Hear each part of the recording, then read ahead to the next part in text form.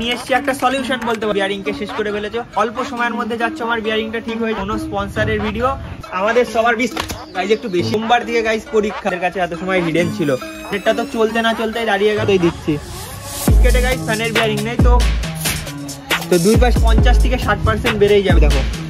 আর এইটাই অনামির সামনে ফ্রি স্টাইলেও হবে।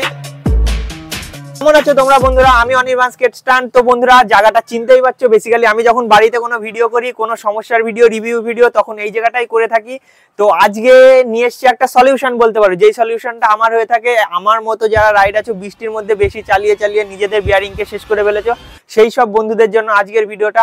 আজকে বন্ধু ধরো সমস্যা যেটা আমি বলছি, তুমি ধরো বৃষ্টির মধ্যে স্কেট করলে, তোমার বিয়ারিং রাতের মধ্যে জাম হয়ে গেল, তোমাকে সকালবেলা স্কেটে যেতে হবে, সকাল ধরো বিকালে স্কেটে যেতে হবে। তখন সেই মুহূর্তে তোমার পক্ষে সম্ভব না ফুল বিয়ারিং খুলে সেটাকে পেট্রোলে ভিজিয়ে অয়েলিং করে আবার নতুন করে সেট করতে অনেকটাই টাইম লেগে যাবে। তুমি ধরো অল্প সময়ের মধ্যে যাচ্ছ আমার বিয়ারিংটা ঠিক হয়ে যাক, আমি স্কেটে বেরোতে যেন পারি, ঠিক আছে? তার জন্য আমি নিয়ে এসেছি নতুন সলিউশন গাইস। যেই সলিউশনটা আমি নিজেও ইউজ করি, নিজে ধরো 4-5 মাস ইউজ করার পরেই তোমাদের রিভিউ দিচ্ছি। আর আমাদের কলকাতার যে রাহুল আছে, যে আমাদের ওয়েস্ট বেঙ্গল স্কেট গ্রুপের স্টান্টিং দিকটা সামলায়, সেও এই জিনিসটা ইউজ করে।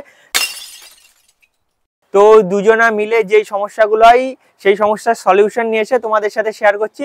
ভিডিওটা লাস্ট অবধি দেখতে থাকো, আশা করি অনেক হেল্পফুল হবে।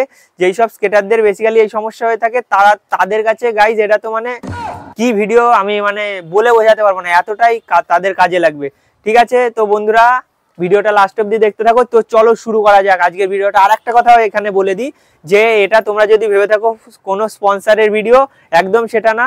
সমস্যাটা আমার হয়, তো তোমাদের যাদের সমস্যা হবে তাদের সমাধানের জন্য ভিডিওটা করা। বন্ধুরা চলো ভিডিওটা শুরু করা যাক। প্রথমেই নিয়ে আসি গাইজ আমাদের সবার গাইজ একটু বেশি হয়ে গেল, কোনো ব্যাপার না সেটা।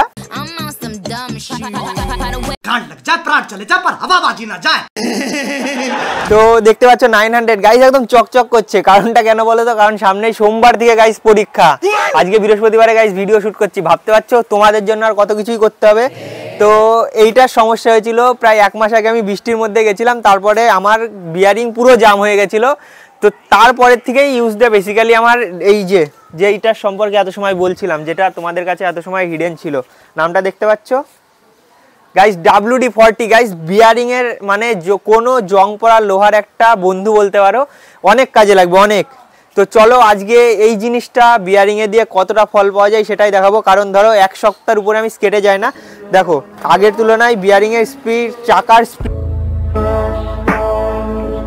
যেটা বলতে পারো, চাকা বলো বিয়ারিং বলো, অনেকটাই কমে গেছে। দেখো সামনেরটা তো চলতে না চলতেই দাঁড়িয়ে গেল, ঠিক আছে? এটা বৃষ্টির কারণে হয়নি, এটা কি বলতো আমার সেলাই মেশিনের অয়েল দেওয়া থাকে, তো সেই ক্ষেত্রে আমার এই জিনিসটাকে রেগুলার চালানো উচিত। এবার রেগুলার যে ক্ষেত্রে আমি চালাই না, সেক্ষেত্রে সমস্যা এটাই হয়ে পড়ে যে 3-4 দিনের বেশি যদি বিয়ারিংকে ঠিকঠাক গরম না করা হয়, রানিং না করা হয়, চালানো না হয়, তো সমস্যাগুলো সৃষ্টি হয়। তো আজকে WD-40 দিয়ে একদম গাইজ মানে কি লেভেলে তোমাকে বিয়ারিংটা করে দেখাবো, জাস্ট দেখবা।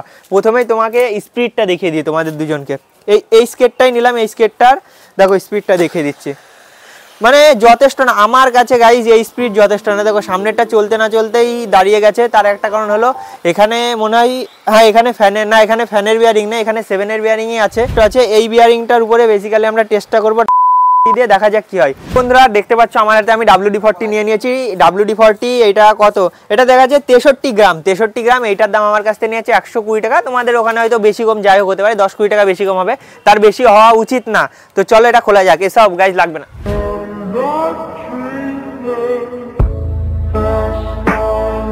ভাই তুলে নিয়ে আসিস তো একটু পরে গিয়ে। গজব টুপি বাজাতে समझ रहे हो? তো বন্ধুরা এই যে লাগিয়ে নিয়েছে। আরে ভাই কি হচ্ছে এটা? তো ঠিক আছে গাইজ, ওরা মাইনাস হয়ে গেল, আর কিছুই না। দেখো দেখতে পাচ্ছ, একটু ফাও নষ্ট করে ফেললাম। তো এটা দেবো বলেছিলাম সামনের চাকায়। ক্যামেরাম্যান একটু কাছে এসে দেখাতে বলবো। এখানটাই ধরলাম, ধরে নিয়ে WD-40 আচ্ছা মতোই দিচ্ছি। দেখতে পাচ্ছ, আশা করি দেখা যাচ্ছে। তো বন্ধুরা দেখো এই সাইডটাই তো দেওয়া হয়ে গেল, এবার এই পাশটাই দেবো। মাটা এখনো দেওয়া হয়নি, এই সাইডটা দেবো। কাছে নিয়ে এসে জুম করে দেখাতে বলছি। এই দেখো বন্ধুরা তো দুই পাশেই আমি দিয়ে দিলাম, দুই পাশে WD-40 দেওয়ার পরে 2 থেকে 3 মিনিট এই জিনিসটাকে নর্মাল রেখে দেবা, হাতেই রাখো যেখানেই রাখো নর্মালি রেখে দেবা, ঠিক আছে। সেক্ষেত্রে কি হবে যেন যেই WD-40 যেই অয়েলটা দেওয়া হলো সেটা বিয়ারিংয়ের উপরে ঠিকঠাক কাজ করুক, তার জন্য কিছু সময় আমরাকে এটাকে রেখে দিই। এই স্কেটে গাইস ফ্যানের বিয়ারিং নেই, তো ফ্যানের বিয়ারিংয়ের উপরেও টেস্ট করব। আর এইটা যেটা করলাম এটা কিন্তু 7-এর বিয়ারিংয়ের উপরে, ঠিক আছে। প্রথম টেস্টটা হলো 7-এর বিয়ারিংয়ের উপরে, তারপরেরটা হবে ফ্যানের বিয়ারিং। ফ্যানের বিয়ারিং পেছনেরটাই লাগানো আছে, ঠিক আছে। এবার এটাই আমরা দিয়ে দেখি কতটা কি হয়ে যায়। এটাই হাত দেবো না, প্রথম যেটা আছে এটা ফার্স্ট চাকাটায় হাত দেওয়ার দরকার নেই, ওটা ওইভাবেই থাকুক। তো চলো বন্ধুরা, এটাই আছে আমাদের ফ্যানের বিয়ারিং। তো ফ্যানের বিয়ারিংটাই দিয়ে দেখা যাক। দেখো এটাই দিলাম, তো দুই পাশেই দেওয়া হয়েছে, ঠিক আছে। বন্ধুরা দেখো 5 মিনিট হয়ে গেছে। এবার 5 মিনিট পরে যেটা আমরা দিয়েছিলাম এই স্কেটটায় আমরা অ্যাপ্লাই করেছিলাম, এই পাশে আছে ফ্যানের বিয়ারিং আর ফার্স্টেরটা আছে 7-এর বিয়ারিং। তো দেখো তুলনামূলক স্পিড তোমার 50 থেকে 60% বেড়েই যাবে। দেখো 7-এর বিয়ারিং, দেখো স্পিডটা দেখো, আগের যা স্পিড ছিল তার তুলনায় অনেকটাই বেড়ে গেছে। হ্যাঁ দেখো স্পিড করে দেখাচ্ছি, দেখো। আর এইটাই আওয়াজ না হওয়ার কারণ একটাই, যে এই যেই বিয়ারিংটা দেখতে পাচ্ছ এইটা নতুন 7-এর বিয়ারিং, ঠিক আছে। ইকবাল নতুন স্কেট কিনেছিল, ওর কাছ থেকে আমি নিয়ে চলে এসেছি ওর পুরো নতুন 7-এর বিয়ারিং, বুঝতে পারছো? তো চলো বন্ধুরা, অনেকের মনে অনেক সমস্যা থাকবে, তাই এইটা আমরা পুরো খুলে দেখাচ্ছি, ঠিক আছে, যেন কোনো সংশয় না থাকে, সেই কারণে পুরো আমরা স্কেটটাকে খুলে দেখাচ্ছি। বন্ধুরা এইসব শুধু তোমাদের একদম লাইভ প্রুফ দেবে কে বলো তো, একমাত্র আমার চ্যানেলেই গাইজ লাইভ প্রুফটা পেয়ে যাবা। দেখো স্কেট পুরো খুলে ফেললাম, আর বলছিলাম যে 7-এর বিয়ারিং তার প্রমাণ, ঠিক আছে। 7-এর বিয়ারিং বোঝা যাচ্ছে তো, এটা 7-এর বিয়ারিং। দেখো গাইজ,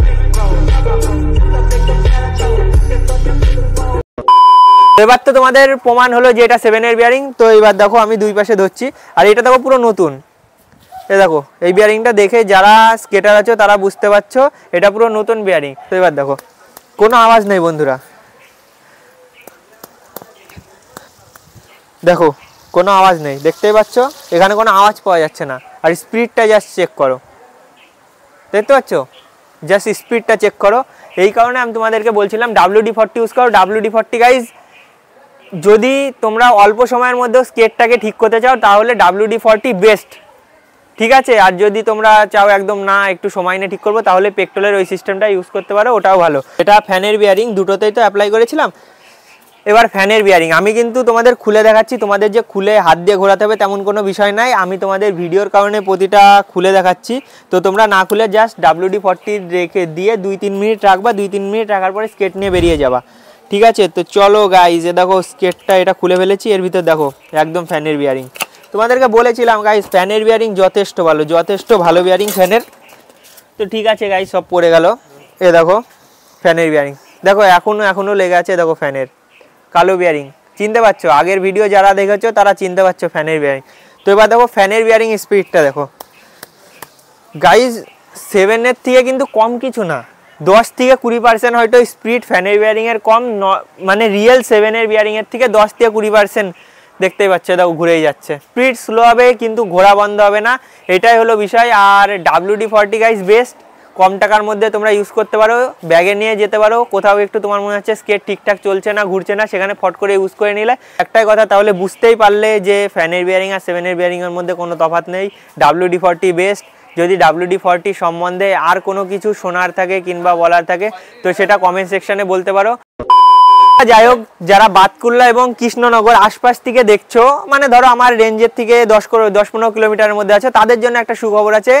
বাতকুল্লার অনামি ক্লাব, যেটা জানো দুর্গাপূজার জন্য বাতকুল্লা একটা নাম করা, বাতকুল্লা তথা তাহেরপুর কৃষ্ণনগর বলে একটা নাম করা ক্লাব হলো অনামি ক্লাব। সেই ক্লাবের উদ্বোধনী অনুষ্ঠান আছে 25 তারিখ, তৃতীয়ার দিন। সেই দিন আমাদের স্কেটার টোটাল 12 জন স্কেটার মিলে একটা উদ্বোধনী অনুষ্ঠান আছে, স্কেট রাইডও হবে, অনামির সামনে ফ্রি স্টাইলও হবে। তো সেটা ধরো সন্ধ্যে 6টা নাগাদ হবে। তো যারা দেখা করতে ইচ্ছুক কিংবা দেখতে ইচ্ছুক, তো 25 তারিখ 25শে সেপ্টেম্বর তৃতীয়ার দিন সবাই আসবা আশা করি। আর ভিডিওটা কেমন লাগলো কমেন্ট সেকশনে জানিয়ে দেবা। আর মেনলি যেটার সম্পর্কে আজকে ভিডিও ছিল, আমাদের স্পেশাল গেস্ট WD-40, মানে ফার্স্ট টাইম আমার ভিডিওতে দেখতে পাচ্ছ, এটা সম্পর্কে যদি তোমাদের কোনো অসুবিধা থাকে, দেওয়ার পরে যদি তোমাদের চাকা ঠিকঠাক না ঘোরে, যে সমস্যায় হবে তোমরা কমেন্ট সেকশন ফাঁকা আছে, কমেন্ট করে যাবা, আমি রিপ্লাই দেওয়ার চেষ্টা করব। যদি তেমন হয় যে রিপ্লাই দিলে বুঝতে পারবে না, তো নেক্সট ওই সম্পর্কে ওই রিলেটেড একটা ভিডিও চলে আসবে। তো আজকের জন্য টাটা গাইজ, ভালো থাকবা, সুস্থ থাকবা, দেখা হচ্ছে আবার একটা ভিডিও।